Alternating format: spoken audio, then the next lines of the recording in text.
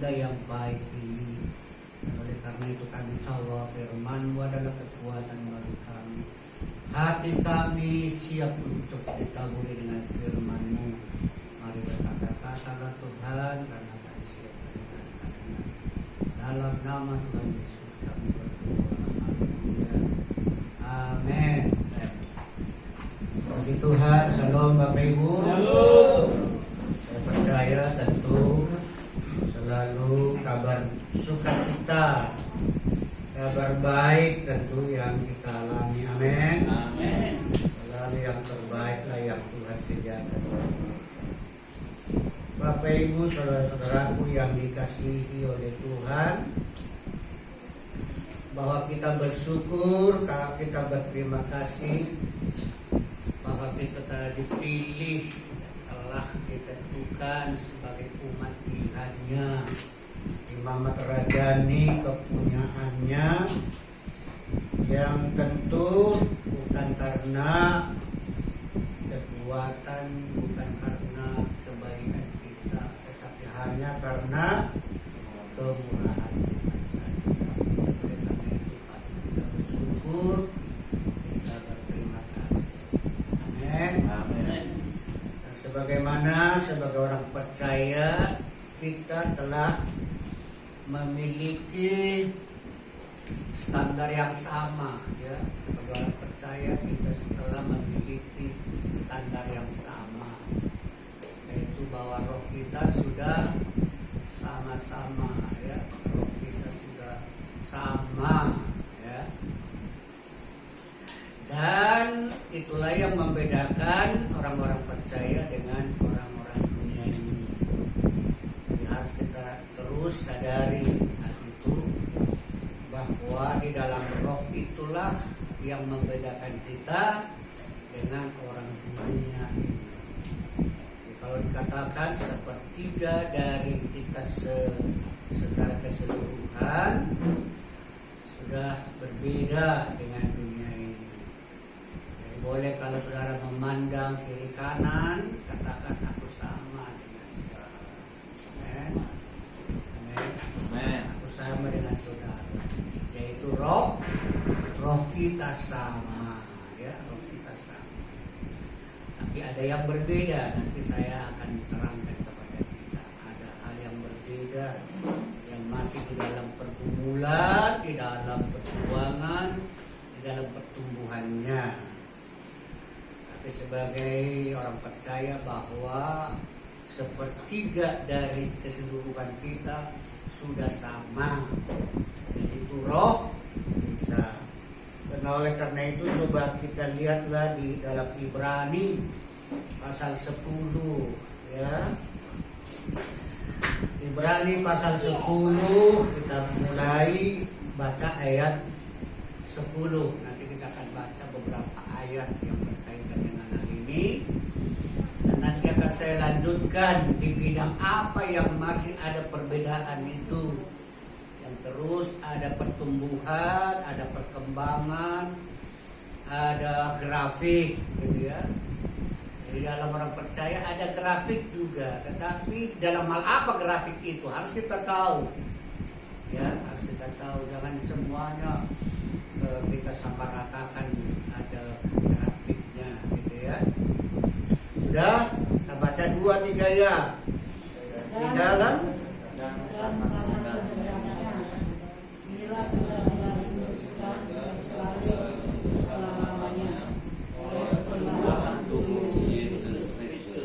lagi supaya seragam 2-3 ya.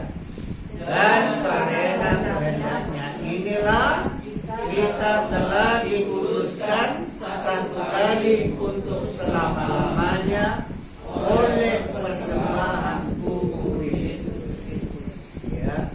Sebagaimana saya katakan tadi, bahwa kita sebagai orang percaya yang lahir baru, ada bahagian dari diri kita yang sudah sama, ya, sama. Jadi sesama kita saling melihat, oh saya sudah sama dengan saudaraku itu. Tapi saya dengan dia tidaklah sama, gitu ya. Mungkin dengan tetangga kita, dengan lain. Dalam hal ini saya belum sama atau kamu belum sama dengan saya, ya. Jadi orang-orang percaya sudah sama, yaitu bahwa kita telah dikuduskan, gitu ya. Dan karena kehendaknya inilah kita telah dikuduskan satu kali untuk selama-lamanya. Jadi kita dikuduskan menjadi kudus, gitu ya. Jadi kita menjadi kudus bukan karena perjuangan kita, bukan karena usaha kita, tapi dikuduskan. Berarti ada pihak yang lain yang berperan sehingga kita menjadi kudus. Itu makanya ada perkataan dikuduskan. Siapakah yang menguduskan kita, gitu kan? Kita dikuduskan dan kita menjadi kudus adalah karena kehendaknya Tuhan, ya. Jadi bukan kehendak saudara-saudara, bukan kehendak kita menjadi kudus, melainkan kehendak Tuhan. Jadi Tuhanlah yang berkehendak supaya kita menjadi kudus. Dan kita menjadi kudus adalah karena dikuduskan. Dan kita semua menjadi kudus bukan sebagaimana Tuhan menggunakan kemahakuasaannya hanya dengan perkataannya. Sebagaimana Tuhan menciptakan bumi, langit dan segala isinya hanya dengan memperkatakan. Tetapi pada saat Dia menciptakan manusia, kemahakuasaannya itu dikuranginya. Itu makanya Dia harus membentuk manusia itu dengan tangannya, gitu ya. Tuhan membentuk manusia itu dengan tangannya. Padahal lautan yang begitu luas cukup diperkatakan, jadilah lautan itu luas. Jadilah hewan-hewan di padang belantara. Jadilah cakrawala, gitu kan gampang gitu ya. Tapi pada saat Dia menciptakan manusia, Dia tidak dikatakan jadilah manusia. Tapi Dia kurangi kemahakuasaannya dan Dia harus terlibat secara langsung. Itu diciptakannya dengan tangannya, ya. Sekarang timbul menjadi pertanyaan, apakah Tuhan itu memiliki tangan, gitu kan? Padahal dikatakan Tuhan itu roh, gitu ya. Tuhan itu roh. Ini perdebatan juga nih sekarang ini kan. Di sebelah sana ada yang mengatakan Tuhan tangannya dua-duanya kiri, kanan, ya. Kuat katanya gitu ya. Tapi satu pihak nggak bisa digambarkan kan gitu ya. Tuhan itu tidak bisa dipikirkan, tidak bisa digambarkan.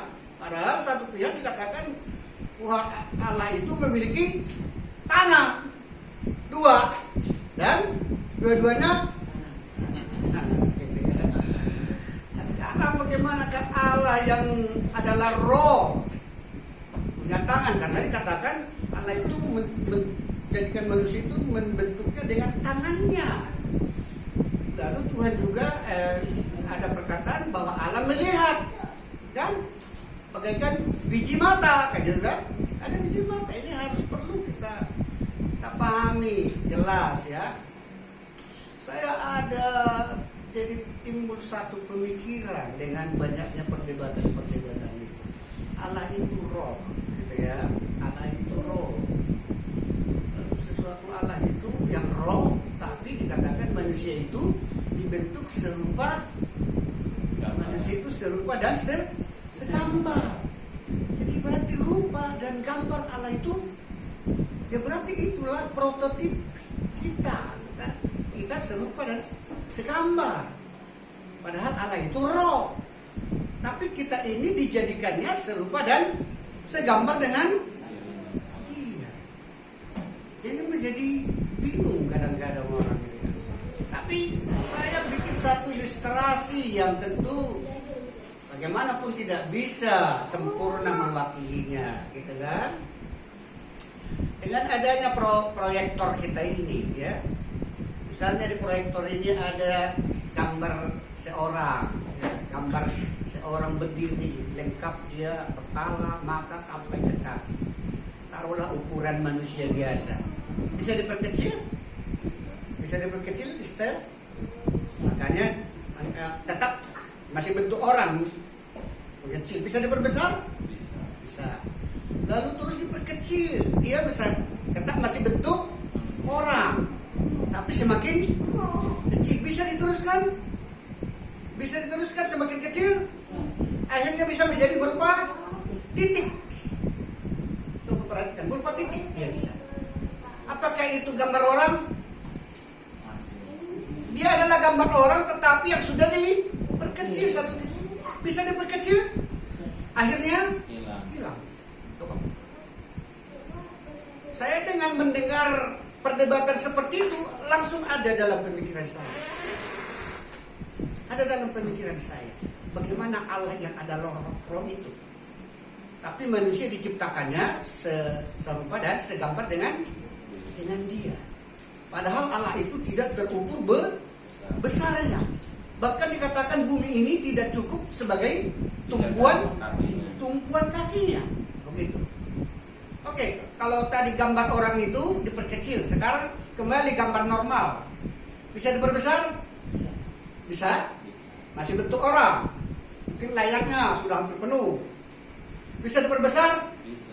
Bisa diperbesar? Bisa diperbesar? Akhirnya kita tidak tahu gambar apa itu. Saking besarnya, mungkin kayak tembok aja, tak gitu. Kalau diperbesar lagi, tetap dia sudah tidak berbentuk orang. Sekarang bagaimana Allah itu yang adalah roh yang tidak bisa diukur, tetapi dia jadikan dia menjadi sama serupa dengan manusia dengan kelahirannya melalui rahim Maria. Gitu ya. Jadi kita diciptakan dengan tangannya, gitu ya. Kenapa? Karena kita sangatlah berharga. Manusia adalah ciptaan paling berharga. Oleh karena itu jangan lecehkan manusia. Ya, jangan lecehkan manusia. Ada orang yang melecehkan manusia. Katakan Yesus itu yang adalah Tuhan, kok bisa makan? Emang kalau makan emang kenapa? Kok Yesus itu lahir dari seorang perempuan? Apakah hina? Ya, apakah hina lahir? Tanpa kita sadar kita sudah menghina. Sudah menghina bagian-bagian tubuh manusia itu kita sudah hina. Terus dia buang air misalnya. Allah itu buang air. Padahal yang mengatakan itu adalah manusia yang justru buang air. Betapa hinanya kita. Makanya karena kita membuat sudah hina, itu makanya gampang orang membunuh manusia. Kadang-kadang kita lebih takut membunuh binatang daripada membunuh manusia. Kenapa? Karena sudah dijadikan manusia itu hina. Padahal tadi bahwa manusia itu diciptakan Allah dengan tangannya karena betapa dia berharga. Gitu ya.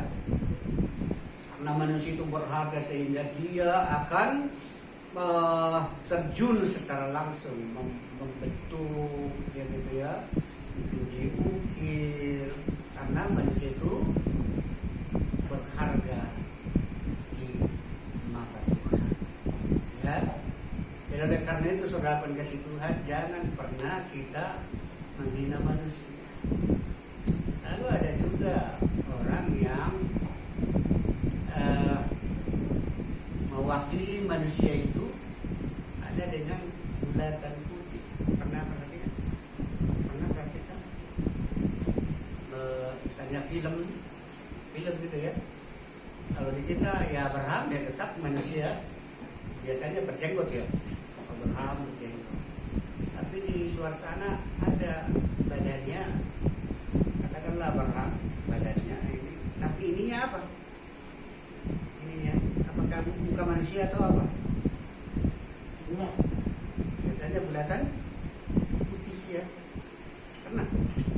Pernah baca kan?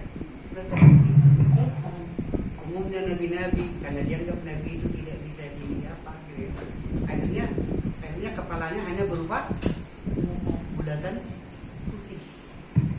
Sehingga kita menganggap lebih berharga bulatan putih dari muka manusia.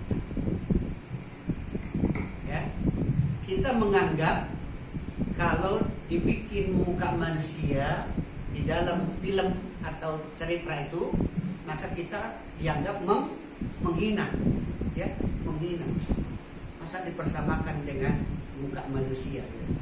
Tapi pada saat dibikin jadi bulatan putih seperti matahari putih, apakah itu tidak lebih menghina bagi kita? Ini cara berpikirnya, gitu ya. Kok muka manusia menjadi bulatan, gitu ya? Kenapa? Karena kita sudah menghina manusia itu. Rendah kita bikin manusia. Yang padahal kita justru adalah manusia. Termasuk Yesus makan, Yesus minum, Yesus macam-macam gitu ya.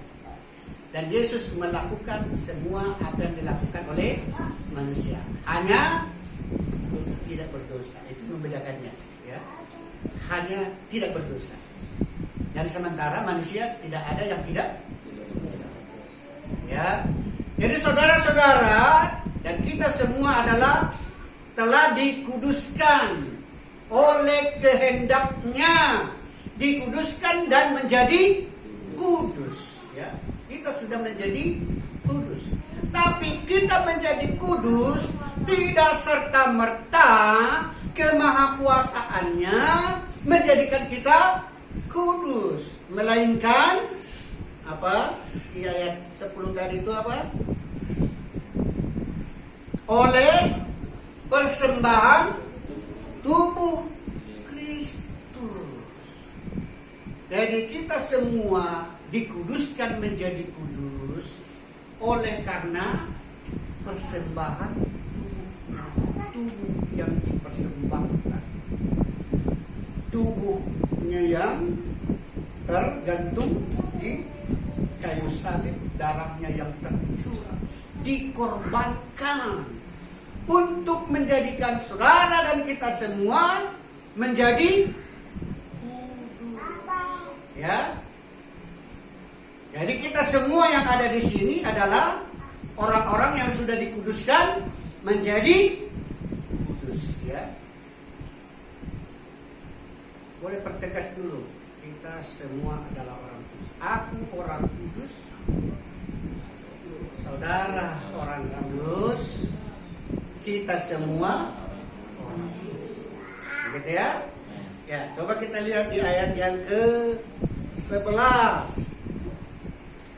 Dikatakan selanjutnya setiap imam melakukan tiap-tiap hari pelayanannya, berulang-ulang mempersembahkan korban yang sama sekali tidak dapat menghapuskan dosa. Itu adalah usaha manusia dan usaha agama, ya. Imam-imam itu adalah komponen di dalam sebuah agama, ritual-ritual. Dan ternyata imam itu melakukan tiap-tiap hari, ya, tiap-tiap hari, berulang-ulang, mempersembahkan domba berulang-ulang. Jadi kalau ada kita sekarang ini yang terus-menerus berulang-ulang, rekonsiliasi berulang-ulang, hati-hati bahwa itu adalah prinsip agamawi. Amin. Amin. Yang selalu diulang-ulang. Itu adalah prinsip agamawi. Sebagaimana imam-imam tiap-tiap hari melakukan persembahan yang ternyata bahwa itu tidak bisa menghapuskan dosa. Makanya saya terus berani mengatakan kalau kita berulang-ulang rekonsiliasi dengan Tuhan, kita tidak bisa membedakan antara hubungan kita dengan Tuhan dengan hubungan kita dengan sesama. Hubungan sesama itu yang bisa berulang-ulang. Saudara bisa berulang-ulang minta maaf. Saudara berulang-ulang berpelukan kayak tabis zaman dulu. Boleh berulang-ulang. Tetapi rekonsiliasi Allah dengan manusia satu kali untuk selama-lamanya, tidak berulang-ulang. Karena kalau gereja hari ini terus mengulang-ulang, itu tidak lain sama dengan prinsip-prinsip agamawi, ritual saja, seremonial saja akhirnya. Terus ada pengakuan dosa dan itu sudah menjadi sebuah acara pengakuan dosa, gitu misalnya kan. Sama seperti acara maaf-maafan. Kalau acara maaf-maafan dengan sesama itu tidak menjadi masalah loh Bapak Ibu kasih. Ya. Salah hari ini, besok atau nanti ya saya salah tadi. Rekonsiliasi lah, berjabat tangan lah, berangkulan lah, atau bagaimana. Seperti tahun baru kemarin orang maaf-maafan keluarga. Tapi jangan seperti itu rekonsiliasi antara kita dengan Tuhan. Kalau zaman dulu agama itu sama seperti itu. Karena dikatakan tadi imam tiap-tiap hari. Tapi sekarang sudah ada anak domba yang satu kali dipersembahkan untuk menjadikan kita sebagai orang yang ya, kita sudah menjadi orang yang kudus. Ya saudara-saudara, kita semua adalah orang-orang yang kudus. Ya, orang-orang kudus. Di ayat yang ke-13. Dan sekarang ia hanya menantikan ayat 12 masih ya. Tetapi ia setelah mempersembahkan hanya satu korban saja. Hanya satu korban saja, yaitu Yesus Kristus. Mengapa harus dikorbankan? Ada di situ dikatakan karena dosa, ya, karena dosa. Karena hubungan antara manusia dengan Tuhan sudah melenceng. Tapi karena Dia mengasihi kita, Dia mengasihi seluruh umat manusia, namun Dia tidak serta-merta menggunakan kemahakuasaannya, tetapi Dia mengorbankan, mempersembahkan tubuhnya karena dosa manusia itu. Dan dikatakan hanya satu kali. Ada dua di sini. Satu kali untuk semua orang. Ya. Satu kali untuk semua orang. Termasuk orang-orang di luar sana yang tidak menangkapnya, yang tidak mempercayainya, yang tidak meresponinya. Sesungguhnya pengorbanan dan persembahan tubuh ini yang satu kali ini diperuntukkan untuk semua orang. Sesungguhnya untuk semua orang di muka bumi ini. Walaupun sayang, ternyata tidak semua orang meresponi, menyambutnya. Tapi bersyukurlah kita yang hadir di sini, kita adalah bagian orang-orang yang telah meresponi, menerimanya dengan iman, bukan dengan akal pikiran kita, bukan dengan logika kita, tetapi dengan iman bahwa kita menyambut, menerima akan pengorbanan, akan karya Tuhan Yesus yang hanya satu kali untuk selama-lamanya dan untuk semua orang. Ya, jadi ada dua. Satu kali untuk semua orang dan untuk selama-lamanya. Tidak diulang-ulang lagi seperti imam-imam yang mempersembahkan korban domba berulang kali. pemahamannya juga, terapannya di tengah-tengah kita, hidup kita sehari-hari. Maaf-maafan di antara kita bisa berulang kali. Tetapi pengampunan Allah kepada kita hanya satu kali untuk selama-lamanya dan menjadikan kita menjadi orang yang kudus dengan persembahan tubuh Kristus. Ya, saudara dan kita semua adalah orang-orang kudus. Ya. Apakah selain kudus ada lagi yang lain? Ya, coba kita lihat ayatnya yang ke-13 dan yang 14. Ya. Kita baca 2-3 ya. Dan sekarang ia hanya menantikan saatnya di mana musuh-musuhnya akan dijadikan tumpuan kakinya. Sebab oleh satu korban saja ia telah menyempurnakan untuk selama-lamanya mereka yang ia kuduskan. Jadi kita dikuduskan menjadi kudus dan juga disempurnakan. Jadi saudara dan kita semua sudah sempurna. Tidak ada lagi peningkatannya. Tidak ada lagi usaha untuk menjadikan kita lebih sempurna. Tidak ada lagi di atasnya. Kita sudah sempurna. Kita sudah kudus dan sempurna. Ya. Hanya persoalannya Bapak Ibu Saudara apa dikasih Tuhan. Tadi saya sudah katakan bahwa sepertiga dari bahagian diri kita adalah sudah sempurna, sudah kudus, dan semua orang yang percaya sama sempurnanya. Pendeta dengan jemaat sama sempurnanya. Pendeta dengan jemaat sama kudusnya. Tidak lebih kudus pendeta daripada jemaat. Sama kudusnya. Karena kudus dan menjadi sempurna hanya karena disempurnakan dan dikuduskan. Ya. Jadi tidak ada andil seseorang kuliah teologi 4 tahun terus sampai 2 tahun, misalnya sampai S3 doktor, tidak lebih kudus. Tidak lebih kudus dari jemaat yang hanya seperti orang awam saja.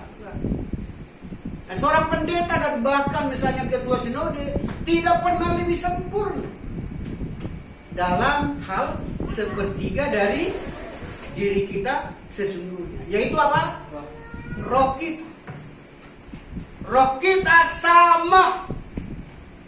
Saat kita lahir baru meresponi apa yang sudah Yesus kerjakan, maka rohnya orang-orang percaya itu sama kudus dan tidak bisa lebih kudus lagi dan tidak bisa lebih sempurna lagi. Sama kudusnya dan sama sempurnanya. Jadi tidak ada grafik kekudusan, tidak ada grafik kesempurnaan di dalam roh kita. Tapi saudara dikasih Tuhan, secara komplit, secara lengkap, manusia itu terdiri dari roh, jiwa, dan tubuh inilah yang masih ada grafik pertumbuhan. Dan kebetulan hari ini kita akan mentakbiskan anggota majelis kita. Dan dalam hal inilah ayat yang akan mau saya sampaikan kepada kita yang lebih dikhususkan, tapi secara roh sama. Anggota majelis yang akan ditakbirkan nanti